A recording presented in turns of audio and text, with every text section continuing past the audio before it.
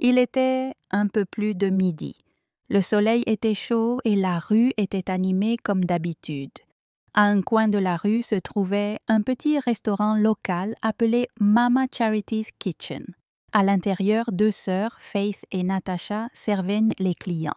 Leur mère, Mama Charity, était propriétaire du restaurant. Faith, la plus jeune, était calme et polie. Elle parlait toujours doucement aux clients. Natasha, l'aînée, était plus bruyante et souvent impolie. Elle n'aimait pas que quiconque perde du temps ou de l'argent.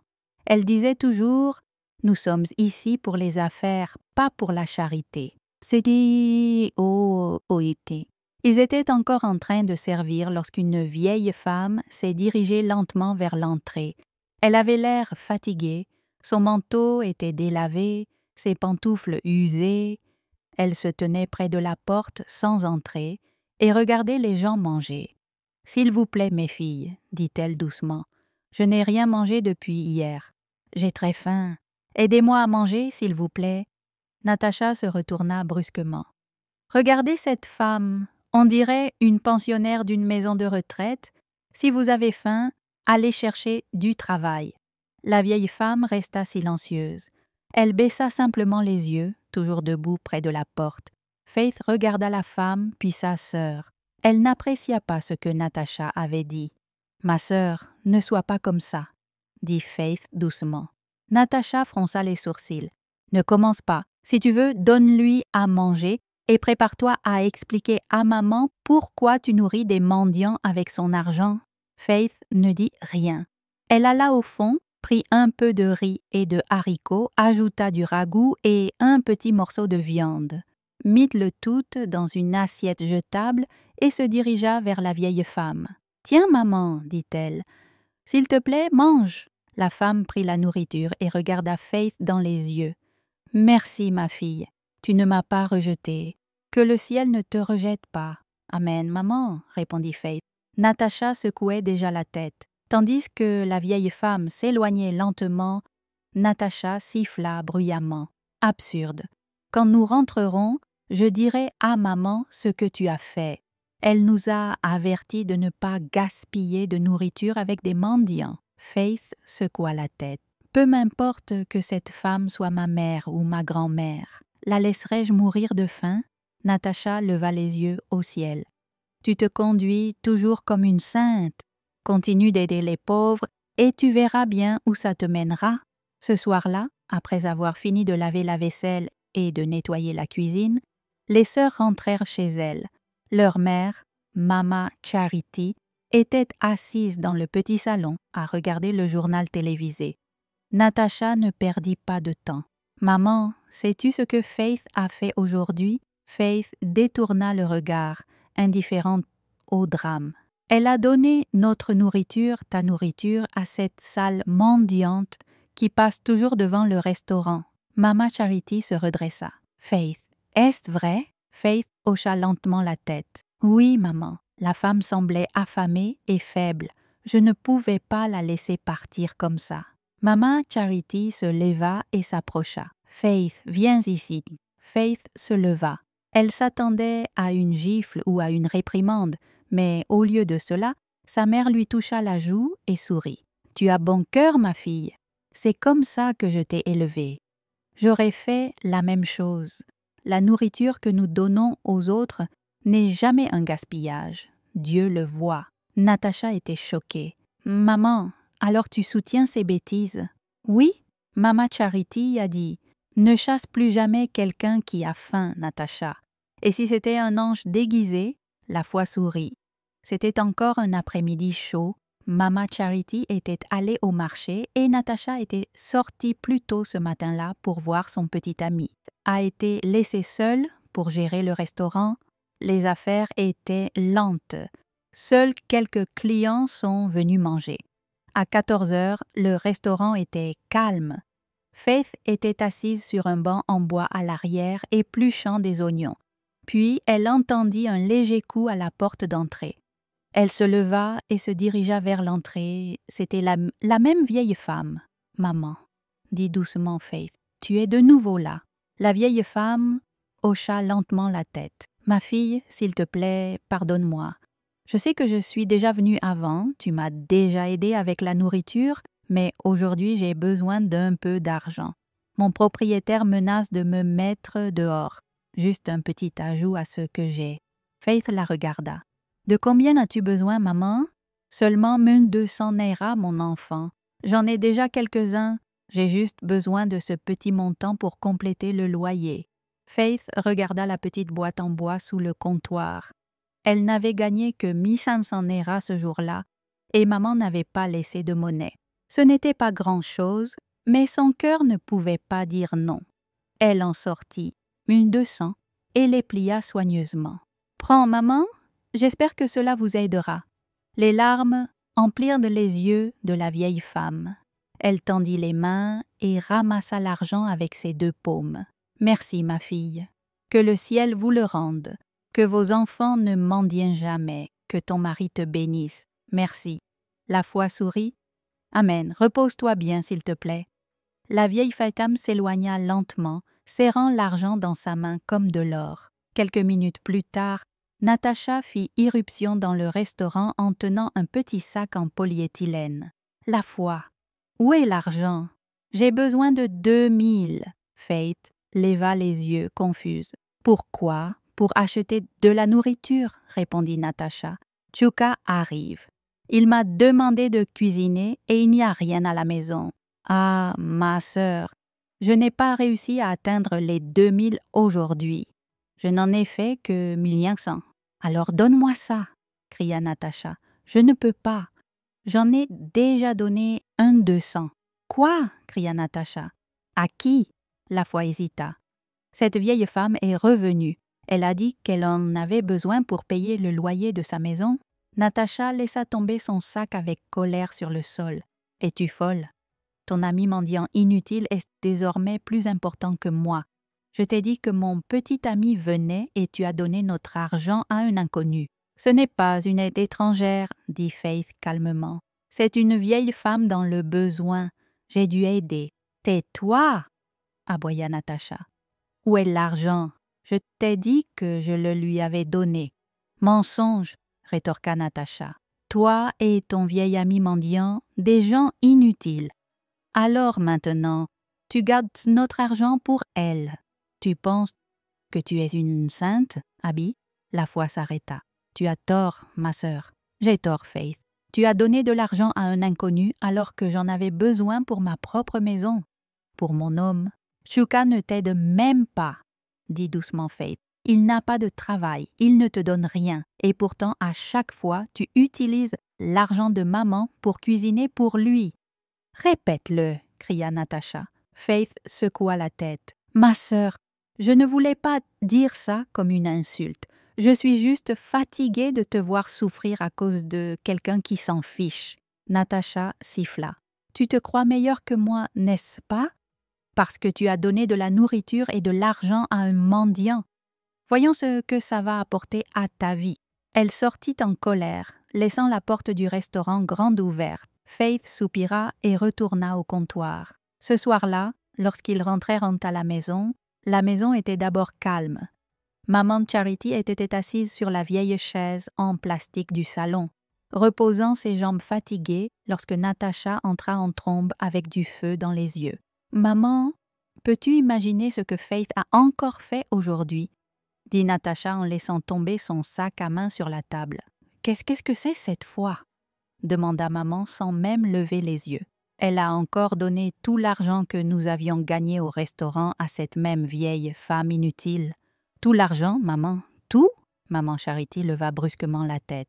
Qu'est-ce que tu viens de dire? Natacha croisa les bras. Tu m'as entendu, demande-lui toi-même. Elle n'a pas gardé un seul naira. Elle l'a donné à ce sale mendiant. Faith arriva depuis l'arrière-cour. Elle s'arrêta quand elle vit leur regard braqué sur elle. « Foi !» Maman Charity cria. « Viens ici tout de suite. Dis-moi que ce n'est pas vrai. Dis-moi que tu n'as pas donné tout ce que tu as vendu aujourd'hui. » Faith hésita, puis parla doucement. Elle a dit que son propriétaire voulait la mettre dehors. Elle avait besoin d'argent pour payer son loyer. Maman se leva soudainement. « Et tu lui as tout donné, tout l'argent? Je ne pouvais pas la laisser comme ça, maman. » Faith dit « Ça suffit », cria maman. « Tu arrêteras d'aller dans ma boutique à partir de demain. Tu veux ruiner mon entreprise pour moi? À quel point peux-tu être stupide? » Les yeux de Faith se remplirent de larmes. « Maman, j'essayais juste d'aider. »« Ne parle pas, » rétorqua maman. « Tu es tout comme ton père, stupide et inutile. » Les yeux de Faith s'ouvrirent en temps grand, et quelque chose en elle se brisa. « Ne parle plus jamais de mon défunt père comme ça, » dit-elle en élevant légèrement la voix. Il n'était pas inutile. Maman Charity se retourna lentement, stupéfaite. « Tu oses me répondre? »« Oui, oui, maman. Je ne te laisserai pas continuer à insulter mon père. Il est mort. Respecte-le. » Natacha rit amèrement. « Alors, maintenant tu hausses le ton sur maman? Tu dois coucher avec des hommes maintenant. C'est de là que vient cette audace. » Faith se retourna brusquement. « C'est un mensonge. Je ne suis pas comme toi, qui donne notre nourriture et notre argent à ton petit ami inutile et sans emploi. » Maman Charity haleta. « Quoi? » Natacha recula. « Tu es folle, Faith. »« Non, je ne le suis pas. » Faith a craqué. « Maman, tous les jours, elle vole dans le magasin pour cuisiner pour Tchouka. Cet homme ne travaille pas. Il reste allongé toute la journée et mange notre nourriture. Et tu dis que je suis la folle. » Le visage de Natacha a changé. « Alors maintenant, tu veux aussi gâcher mon nom? »« Je dis la vérité, » dit Faith. « Tu m'as traité d'inutile, mais au moins j'ai aidé une femme affamée. Vous donnez de l'argent à un homme qui est censé prendre soin de vous. À quel point peux-tu être stupide? » Maman Charity s'assit lentement, le visage rempli de choc. « Je pensais que Faith c'était mauvaise, mais toi tu es pire. Donc vous avez toutes les deux fait des bêtises dans mon dos. » Natacha siffla et se dirigea vers la chambre. « Je ne resterai pas ici et me laisser insulter. » S'arrêta. Ses yeux étaient rouges à force de retenir ses larmes. Maman Charity se frotta le front. « Je vois que vous, les filles, ne voulez pas le meilleur pour moi. J'ai lutté seule pour t'élever depuis la mort de ton père. Au lieu de m'aider, vous vous retournez toutes les deux contre moi. »« Je suis désolée, maman, » dit Faith doucement, « mais je ne resterai pas silencieuse quand tu insulteras mon père. Il n'était pas parfait, mais il nous aimait. Je t'ai nourri, habillé, payé tes frais de scolarité, oui, maman, et je t'en suis reconnaissante. Mais arrête de dire qu'il était inutile. » Il y eut un moment de silence, puis maman Charity se leva. « Je veux que vous quittiez toutes les deux ma maison demain matin. » Faith était choquée. « Maman, j'ai besoin de paix. Sors, va vivre avec les gens que tu défends. Tu veux être audacieuse? Sois audacieuse ailleurs. » Pendant ce temps, la vieille femme était assise au bord d'un petit lit dans sa modeste chambre. Son dos s'appuyait légèrement contre le mur. Les murs étaient simples, et à côté d'elle se trouvait une petite table sur laquelle reposait une tasse de thé froid et son téléphone. Son fils avait appelé 5 fois ce jour-là. Elle n'avait pas répondu parce qu'elle n'était pas prête. Maintenant, le téléphone sonna à nouveau. Elle regarda l'écran. C'était lui. Elle décrocha. « Maman ?» dit Léonard à l'autre bout du fil, l'air inquiet. « Où es-tu? » « Je vais bien, » répondit-elle calmement. « Maman, ce n'est pas ce que j'ai demandé. J'ai dit « Où es-tu » ? « Je t'ai dit que j'étais quelque part, » répondit-elle. « Maman, ne fais pas ça. Tu es partie depuis des semaines maintenant. Tu ne dis pas où tu es. Tu réponds à peine à mes appels. Que se passe-t-il vraiment? Je veux juste que tu rentres à la maison. »« J'arrive, » dit-elle. « Quand? » ?»« Bientôt. »« Maman, qu'est-ce que tu fais? Tu as quitté la maison comme un voleur en pleine nuit. Pas de message, pas d'explication, juste un appel 2 jours plus tard disant « Je vais bien. » Et maintenant, chaque fois que je te demande, tu dis la même chose. « Je vais bien. » Ce n'est pas bien. « Je suis en mission, » répondit-elle. Léonard resta silencieux quelques secondes, puis dit « Une mission? Quelle mission? Je fais quelque chose d'important.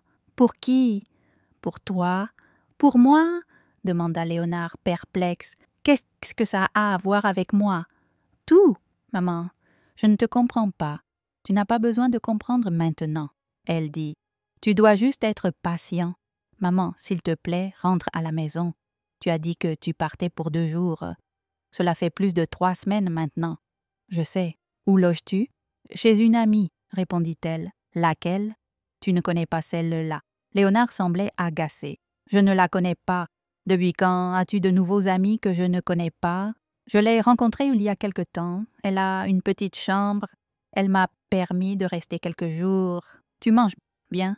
Tu as tes médicaments pour la tension, tes pilules de sucre? Je vais bien. Maman, tu n'arrêtes pas de dire ça, mais je ne suis pas à l'aise. Tu n'es plus jeune. Et s'il t'arrivait quelque chose? Il ne m'arrivera rien. Léonard se tut à nouveau. Je veux juste savoir que tu vas bien, dit-il finalement.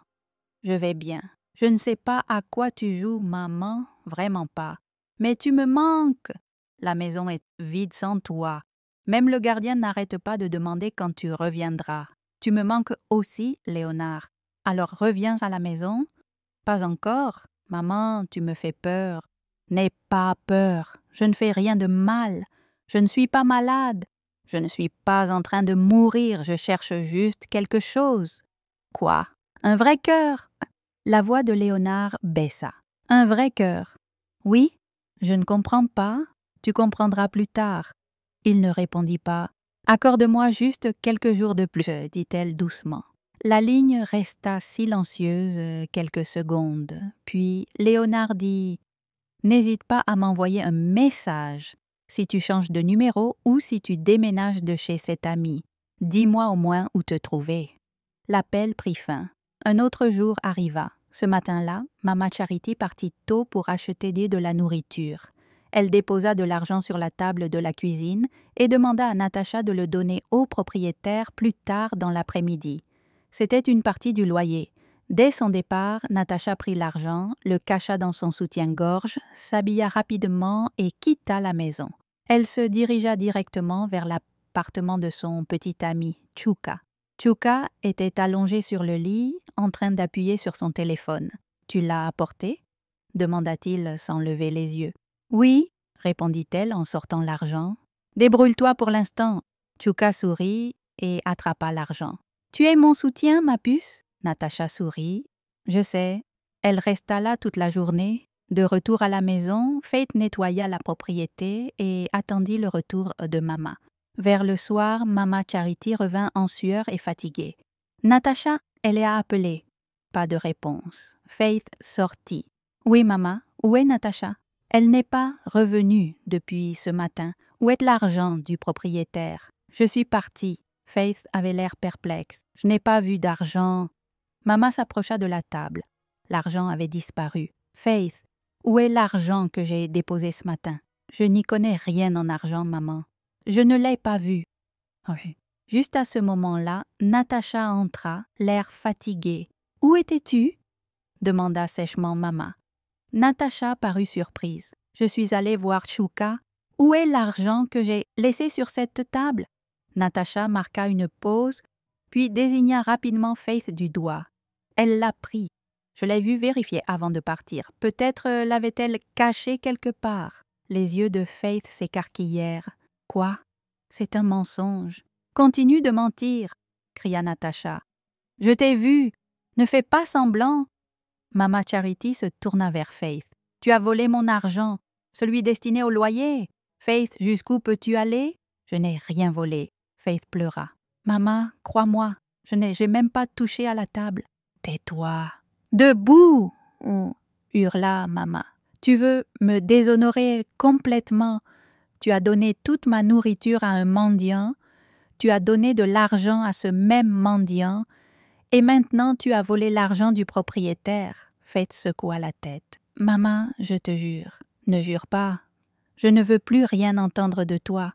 Sors de ma vue. » Ce soir-là, le propriétaire arriva et frappa à la porte. « Bonsoir, » dit-il. « Bonsoir, monsieur, » répondit Maman. « Madame, vous avez dit que vous paieriez une partie du loyer aujourd'hui. »« Oui, monsieur, » dit Maman nerveusement. « S'il vous plaît, donnez-moi jusqu'à demain matin.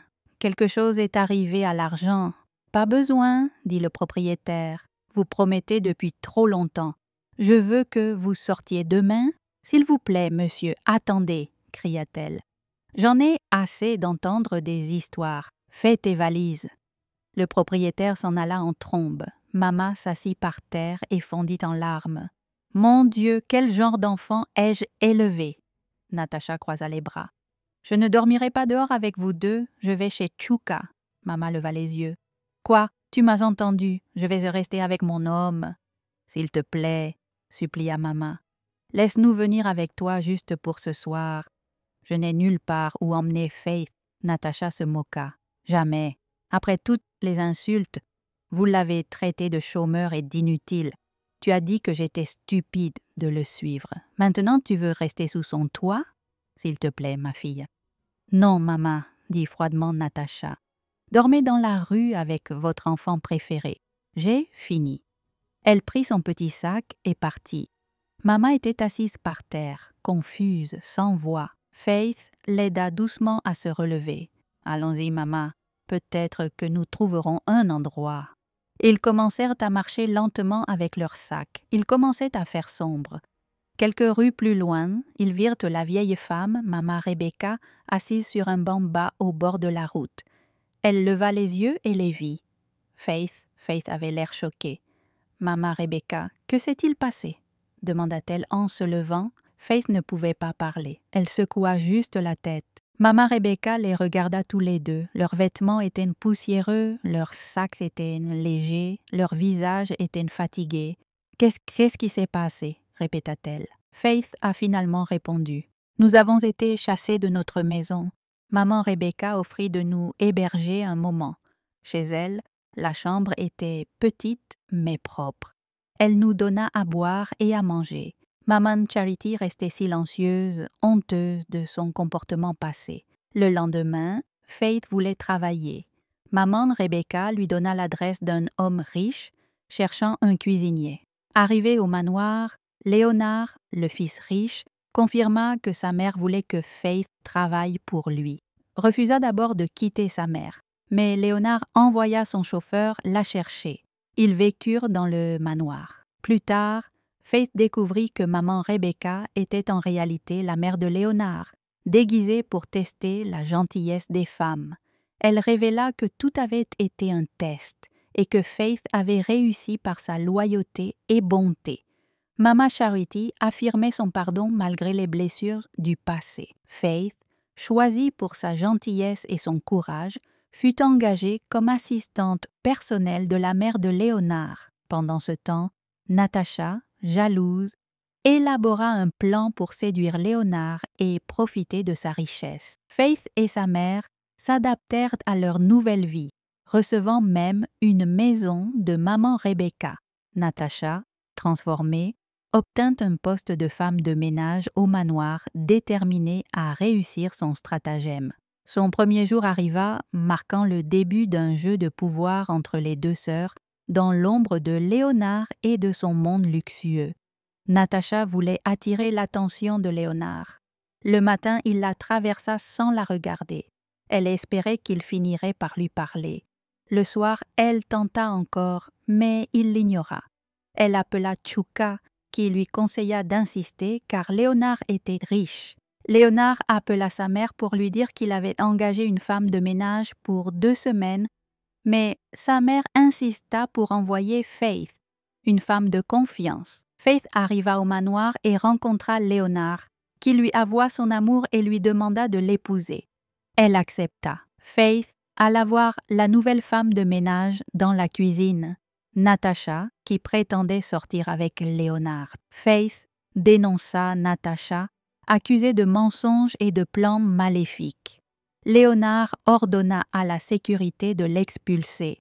Faith remercia Léonard d'être intervenu à temps. Plus tard, Natacha rentra chez elle sans répondre à Tchouka. « Pourquoi as-tu l'air ainsi? Léonard m'a découverte et m'a expulsée, ses gardes m'interdisant de revenir. » Tchouka, furieux, exige des explications. Je lui dis que c'est Faith qui m'a dénoncé, brisant tous mes plans, malgré tous mes efforts pour paraître humble et attirante. Léonard ne m'a jamais regardée autrement que de loin. Puis, je lui avoue être enceinte de lui. Tchouka refuse d'y croire et m'accuse de mensonge, me reprochant d'avoir suivi un homme pour son argent. Il exige que je me débarrasse de l'enfant, mais je refuse fermement. Cette nuit-là, seule et désespérée, je promets à mon bébé de le protéger. Soudain, Chuka revient, s'excuse et déclare qu'il veut m'épouser et garder l'enfant. Il m'offre un jus d'orange que je bois, mais rapidement je me sens mal, m'effondre et meurs. Chuka panique et fuit, laissant mon corps derrière lui. Le lendemain, le propriétaire vient réclamer le loyer et découvre mon corps sans vie. La police est alertée et une enquête révèle que Chuka a empoisonné le jus pour provoquer une fausse couche. Il est arrêté, avoue, puis condamné à la prison à vie. Un mois plus tard, Faith et Leonard se marient, entourés de leurs proches, prêts à commencer une vie nouvelle, loin de la trahison et de la douleur. Leur bonheur semble enfin possible.